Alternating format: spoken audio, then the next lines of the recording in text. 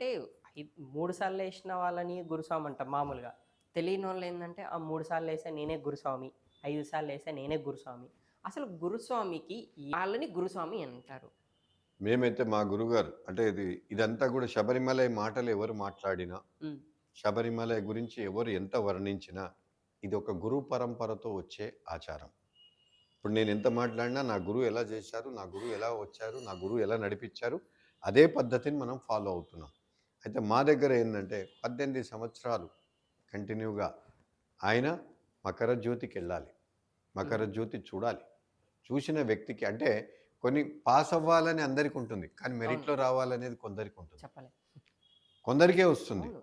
So, అందుకని క్లాస్‌లో అందరూ పాస్ అవ్వాలని అనుకుంటారు. కొంతమందే పాస్ కొంతమందే అయితారు. పాస్. అందులో ఇద్దరు ముగ్గురికే అధిక మార్కులొస్తాయి.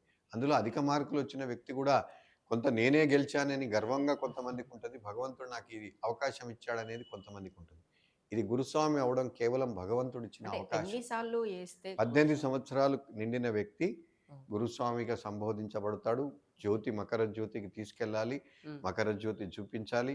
18వ తను ఈ మార్గంలో ఆహ్, 18 సంవత్సరాలు తన సుదీర్ఘ ప్రయాణాన్ని సమాజానికి అందించాడు. ఒక్కొక్క సంవత్సరం ఒక్కొక్క అలవాట్లు ఆయన తను ఉండే అలవాట్లన్నీ కంప్లీట్‌గా పోగొట్టుకుంటూ, దురలవాట్లు అన్నీ పోగొట్టుకుంటూ, ఒక మంచి పరిపక్వంగా తయారయ్యే గురుస్వామి ఎవరు అంటే 18 సంవత్సరాలు. 18 అయినా